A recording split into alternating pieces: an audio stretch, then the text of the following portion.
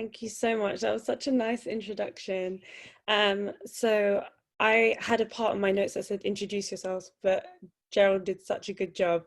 I'll just add that so I was working for as an employee for companies, doing social media marketing, different types of companies, and then I started to transition into freelancing while I was still doing the 9 to 5, because I realized a lot of people didn't really quite understand how to use social media or didn't really understand how to take advantage of what social media can give them as a business. So I transitioned from doing that in the evenings and on the weekends, and then realizing that there was a demand and doing it full time. So I did become full-time freelance. It's been over a year now, and that's why I ended up at Impact Brixton, because I was at home working and I found it miserable not being around creative people. So I found myself there, which I'm really happy about. So yeah, that's just adding on to the introduction about myself, and the topic. So when I was thinking about this topic, when Gerald and I were speaking, for me, I felt like it's very important to talk about how to adapt your social media strategy for this time, but also to touch on social media in general, because with a lot of clients, even those who use social media to promote themselves, I realized they weren't really doing it the right way. And I know for people wondering what is the right way, but it's really understanding social media as a whole. And just because you're a business using it, it doesn't mean that you don't use the culture and the patterns that are happening, or the trends that are happening in social media right now. So I'm going to skim through that. But just to start us off, so I kind of want to hear about my audience today, which is you guys, which will help me deliver to you guys the best learning experience. So I'm just going to share a link with you in the text box. If you just have a look, and if you can click on it, it should open you up to a page that will give you a chance to choose between 3 different options. And I'm going to share my screen with you guys. Let me know if everyone's good. If you can't see it, which we had a bit of an issue, it'll ask you to put a code in. Oh, I see you guys are already starting to. So the first question is, who are your customer? Do you feel like you're more towards businesses? Is it the general public? Is it both? If you're not finding the page, if you put the code on 9464, you should be able to see it. I'm just gonna, people are typing in the chat box. I'm just gonna look, maybe. Can everyone see it? 9464, yep, that's the right one, 9464. You can always put a hands up in the chat box if you can see it, or a hands down if you can't. We're having we've got about 6 votes total, so I think everyone's kind of coming through. I didn't count how many people are in the call, so I don't know if we've got the full amount. I have 9. Okay, cool. So not including me, so there should be about 8. If maybe people are on the phone or so. I think this is good. Okay, so we've got a good mix. Oh, we've got more votes. There we go. I think that's everyone. Okay, so actually we've got a really good mix between business to business, general public, and both. Okay, cool. That's good. So it will give me a chance in terms of examples. Just to check, when you submitted it, did you get another question that appeared right after? No. No. Okay. This is my first time. It's come up now, yes? Great. It's my first time using this. I found it on another class and I thought it was really cool. Okay, so which statement reflects your social media knowledge? Do you feel like you're an expert? Not bad, but you can learn more, or I have no idea. So we've got votes coming in. We've got 6 of you coming in. So it will give me an idea of what kind of knowledge you guys need, and to kind of start you off with a little bit of the basics, because I think that's really important before we go into COVID-19. Okay, that's great. So we've got, most of people are saying they're not bad, they can learn, and I think that's where most people lie, because when you're if okay, I'm just going to stop sharing. When you start a business, I think nowadays, before people weren't really aware of the importance of social media, but nowadays I think people really understand it, so they try and teach themselves a little bit, because they're investing in their business. So it's most people are in the middle section, which I expected, but it's I think, even seeing that, I think it's really important to start off with basics. So first of all, I'm going to start with the key part that I notice with all my clients is a lot of people kind of have the wrong idea about how they should be marketing on social media. So they spend a lot of money on creating ads or creating campaigns that they think is really great, and they're creative, which is perfect for their brand. But what they do is they just kind of put a generic advert post on all platforms: Facebook, Twitter, Instagram, and then they which can get some traction, can get some engagement, but that's not really utilizing social media to its fullest. And social media is such a big platform for all businesses to kind of target a lot of their aims, which we'll go into in the middle in a minute. And if you're just kind of skimming the surface, and especially because most social media is a free form of connecting with your potential customers, or so we need to really focus on that. And the companies that you really utilize it, a lot of them get a high conversion. So the mistake that a lot of companies make is that when they do that generic ad, a lot of social media users kind of see that and kind of filter away when they're scrolling through the timeline. If with social media, there's always trends that are going on, certain visuals that's usually happening, that's trending. There's a lot of memes that are trending, started trending at a certain time, but now still going on. The use of gifts and just language and interaction and certain videos and the style of the videos. If you're not aware of all of those and you just put generics up, we have this tendency, as people who are scrolling through the timeline and taking in that information, that when it's an ad and it's made just like an ad, we can tell it's an ad, and it's just very natural for us to just avoid that information. And also another point is that social media, what I say to businesses is, if the first step, if you're not aware of social media, is first learn how to use social media as a person yourself.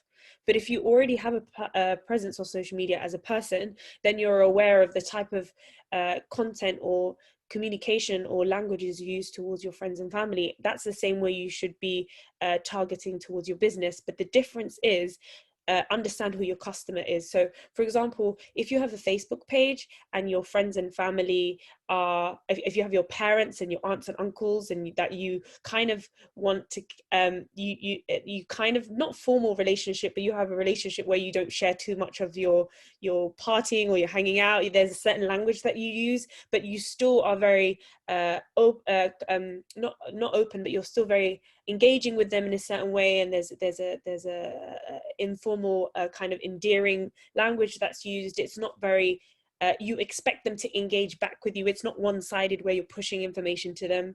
So similar with your business. If your business is towards business, corporate, or serious people, treat them kind of like your aunts and uncles or family that you're being a bit more serious with. But if your business is towards customers who are a bit more the general public, who are a bit more light-hearted and not that serious, and they're not professionals, you could be a bit more light-hearted with your languages. So it's important to know who your general customer is and adapt your social media so that it's the key part is that you have to ensure that there's a sense of engagement going on. And I'll give you one example. So as for myself, being someone who creates social media content for people, I would, if I was going towards my businesses, so my audience, my customers are businesses, because they are the ones who are in need of understanding how to use social media. And what I would do is, because I want to help them understand that there are two versions of the communication of social media, I would kind of and the service that I provide is teaching. I would probably put up a video of basically saying, it would be a casual video because I want them to understand that my services is not intimidating, like I know everything. Draw them in, making it quite personal to myself, just like I'm doing with you guys now, but the language be so that it says, are you finding difficulty with social media, and do you feel like you don't really understand it, and your business is really important to you and you understand the importance of social media, and you're finding it really difficult to find creative ways to connect with your audience, that this is what I think you should do. So to kind of make it more inviting rather than being too serious. So the next part I'd like to go into is the difference between the social media platforms. I'm going to move a bit quick because I realize I'm going a bit more detail than I should. Okay, so the difference between social media platforms that people don't understand is, again, you shouldn't be just posting advert type content on all platforms and all being the same. You need to think about how things should be different on Twitter, Facebook, and Instagram, specifically Twitter and Instagram, because they are very different in the way people consume content on those platforms. Twitter is more like microblogging. It's like people are sharing their opinions there. There's a lot of news engagement. It's more about how you think, how you feel if you're frustrated about something. Twitter is very good for, as a business, if you're doing research. You can research something like what did I research recently? I was looking for how something was not working with my laptop, or I was trying to sell something and I just looked for someone that was selling what I needed. And people tweet about everything nowadays, and to connect, you can just search those keywords. It could be great market research into understanding what your customers behavior on Twitter. Also, you should engage with them. It doesn't matter if they message you. The importance on social media is to reach out and engage with people who haven't even engaged with you. And Instagram is more aesthetics, how your page looks.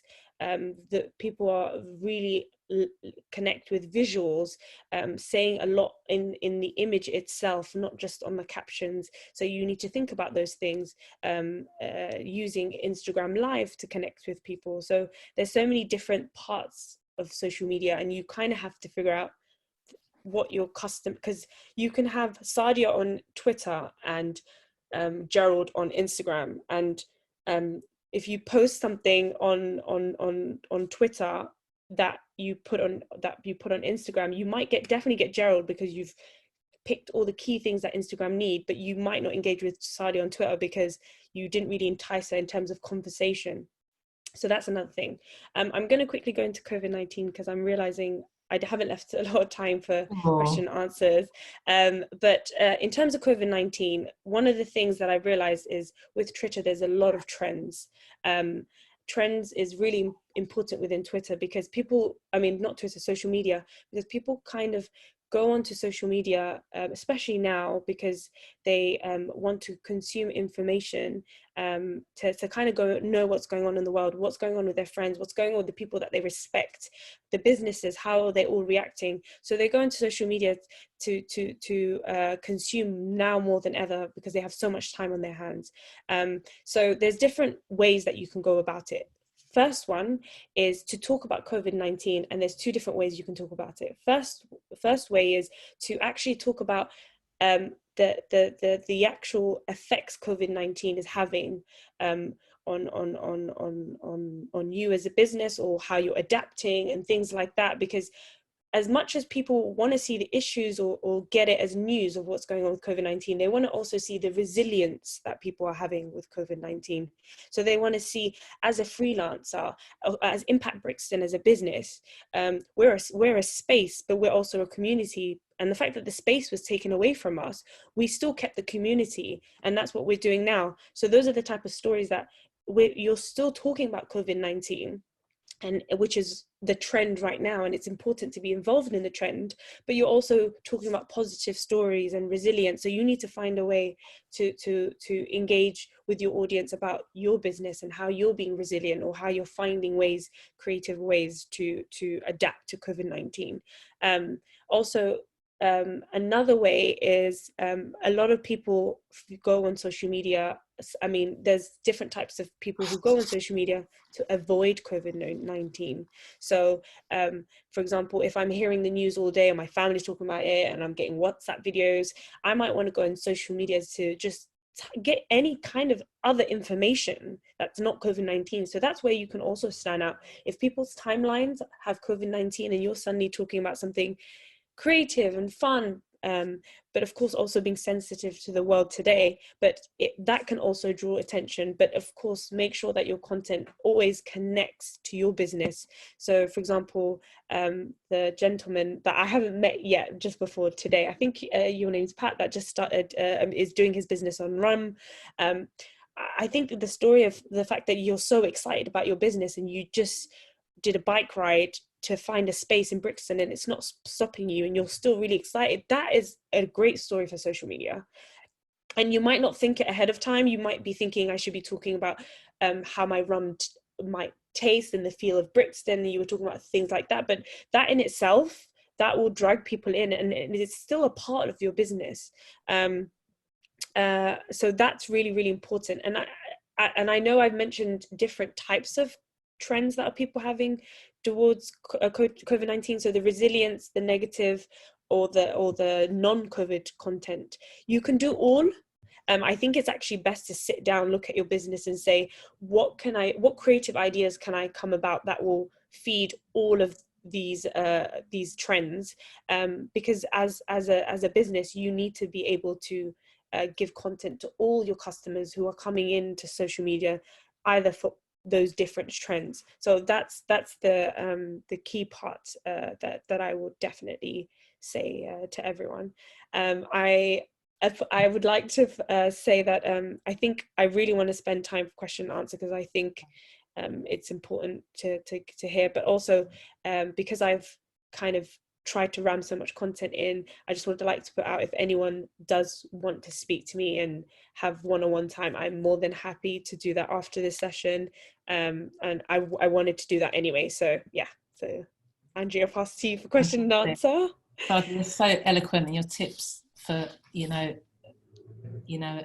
adapting to social media to C19 are just fantastic. And so let's open up the floor and see who's got some questions. Gerald. So yeah, thank you, Sadiya. So I think one of my major takeaways, so I was one of the people that said I don't know anything about social media. I'm personally not on social media a lot, and I don't use it for the business, as you know. And so I'm a complete beginner. But what struck me as a huge takeaway is you said most people are doing it wrong because people automatically filter most of the ads that people that are spending money on social media, because it's obvious ads. That was one. And the second one was the fact that if I was to post content, I would have assumed that I would post the same content on all the platforms. And actually you're saying, yeah, don't do that. So that's quite huge for me.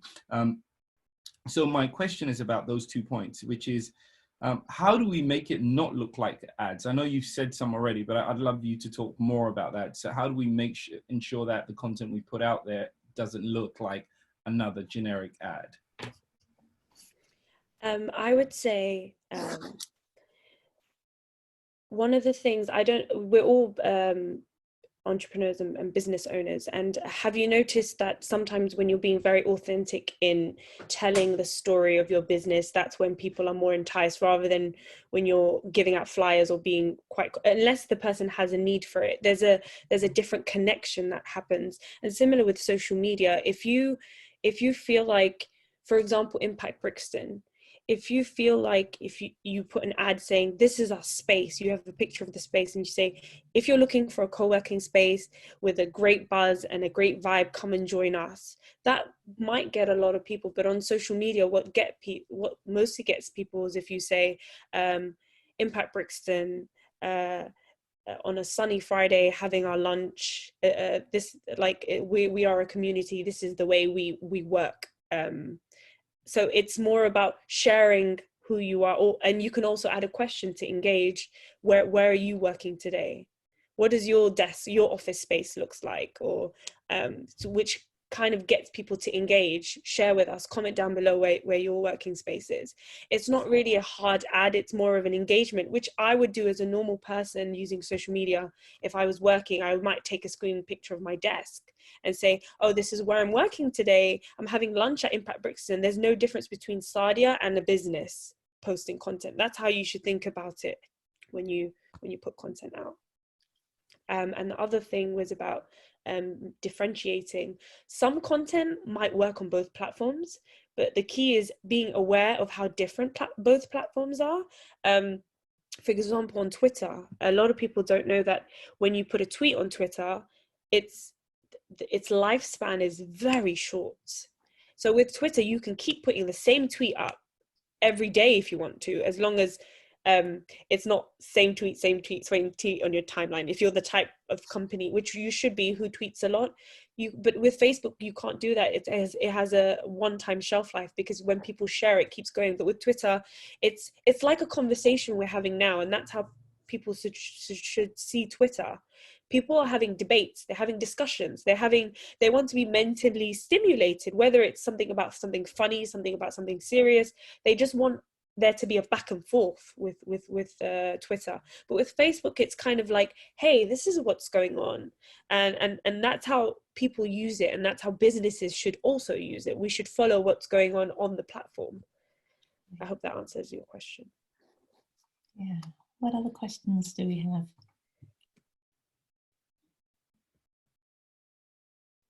I have a question for you. So you said something really interesting for me, which is, you know, there's a really strong connection between who you are and you know, there isn't a difference between you tweeting and the business. So I'm actually a deeply personal person, and so there is, you know, I bring my heart and soul to my work, but my private life, really, a lot of my personal life is very, I keep separate, and as a coach, it's the recommendation to do that as well. So how could that work for social media for someone like me with my character and me with my role?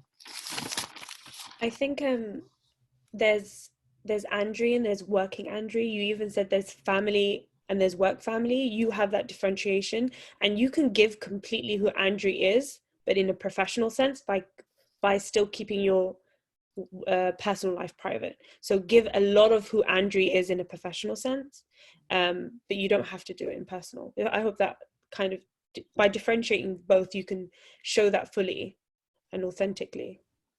Yeah, great. That's really valuable. Thank you. What other questions? Ma, you want to unmute? Are you, yeah, do you want to unmute yourself? Gerald, could you do that? Bottom left, Ma. Look on your bottom left. Bottom left of your photo. There's a little microphone, Ma, on your bottom left of your own photo. Great. Okay. Too many things happening. Okay. I think I'm kind of like on the direction where Andrew was going to. I just feel bombarded with social media. I think as a visual person, this is what I found. If I open Facebook, it's like, and I'm like, oh. And at the same time, if I read too many, like too personal stuff, I'm kind of like, whoa. So I have that relationship with social media where I don't, it was really good what you said about like, okay, show you're a professional person, but also how do you interact with social media if that's the situation? Because if you need to know about trends, if you need to understand social media and where all this information, it can be overwhelming, how do you kind of like take yourself? I think I'm actually answering my question while I ask, but yeah, I want to hear your. There's another way you can do it. I also say to people, there's ways of doing research without having to go on the platforms. There's blogs and things that do like what is currently trending on social media, what's currently trending on Twitter. You can use those, you can access, they do the research for you. Of course, you can tailor it to your your business, but that might be a good way for you to do it. But also I would say to you, take as much as you can from social media based on what you want. So for example, if you go on Facebook and you find it overwhelming, just kind of create a business Facebook where you just follow your competitors or people that are doing similar things to you, and you can kind of see who's following them and what their engagement is, so it's separate from your personal Facebook, because your personal Facebook might have too much information from other people and your family and friends, and so your business one could be separate. Thank you. Fantastic. So we're kind of coming to the end of the time, and Sadiya, your talk was just so amazing. A few things really struck me and stayed with me, and I know will help me and other people as well. You also said you were contactable for further conversations. Can you just say a little bit about that? Yes, so this is my first time teaching, so it's something I definitely want to go into. Usually I work with clients and tailor work to them, so I don't have a time limit in speaking, so definitely growing in terms of that. Yes, anyone can contact me via email. I'll pop my email in the chat box. Right. Ask whatever you like, and I'll be happy to answer more questions that I weren't able to answer today. Lovely. And do you have a mailing list that if people leave their emails on the chat box, would it be worth them doing that with you? Yeah, that works too. Okay. Definitely. If you want to stay connected with Sadiya, just as we close, you can pop your email into the chat box, and that's a nice way to stay connected. And we'll save the chat, and we can pass that on to Sadiya. And thanks so much, everyone, for taking part in Lunch and Learn. I'm wishing you a really lovely weekend, and hope that you have some virtual social engagements, and look forward to seeing you all soon.